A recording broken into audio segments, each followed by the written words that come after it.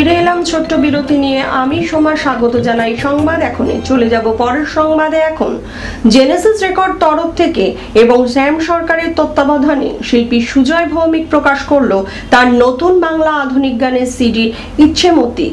গানগুলি লিখেছেন প্রিয় চট্টোপাধ্যায় ও সঙ্গীত দেবজিৎ রায়।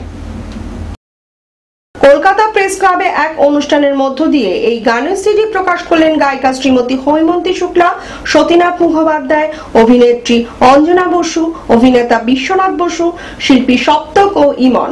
গানগুলি এক নতুন ধারায় তৈরি বলে জানান শিল্পী সুজয় ভৌমিক।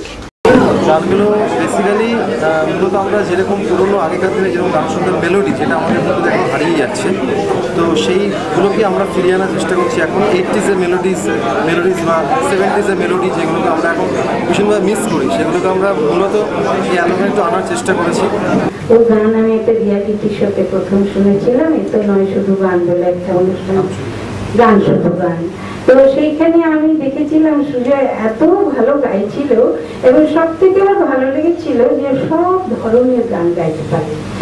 আর চোখে খুশির আলো, আমার সকাল আসে, ছবি মেঘলা মনে থাকো,